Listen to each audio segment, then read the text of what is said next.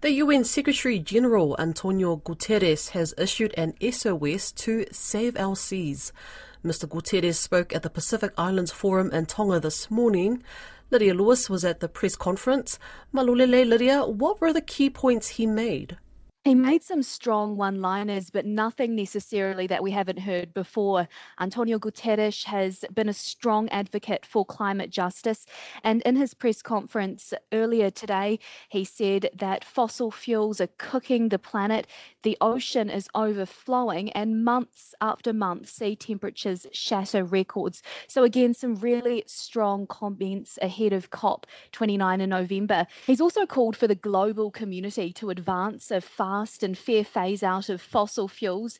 And he fell short, though, of a couple of questions from media. One journalist asked him whether or not Australia needs to do more. He kind of talked around the question a bit and said that everybody needs to reduce fossil fuels. And Taiwan has been steadily losing allies, with Nauru being the latest in the Pacific to drop ties in January of this year. You spoke with Kiribasa's head of delegation. Why the shift? The minister heading the Kiribati delegation says China is just like any other development partner to Kiribati. He was straight up and he said, our shift to China is to follow the world. He also told me that the government's decision to re-establish bilateral relations with China has so far proved beneficial. And I understand New Caledonia's ongoing political troubles are at the fore. What's the latest, Lydia? Well, the Troika has met today, but it's yet to finalise its next steps. The Troika is made up of the past, present and future forum chairs, and they were supposed to travel to Nouméa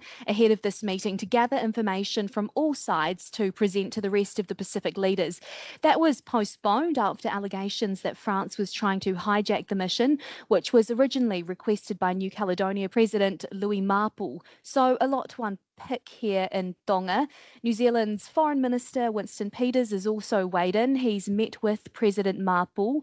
This was what he had to say at his final press conference before Prime Minister Christopher Luxon arrives. Before we all make up our mind individually, why don't we have a decent, sound, logical discussion where we all make up our mind collectively with one thing in mind, not our country's ego, not our personal egos, but the long-term solution for New Caledonia. Meanwhile, the French ambassador to the Pacific has been meeting with many officials late into the night here in Tonga to make her case, and she maintains that France has always been open to dialogue.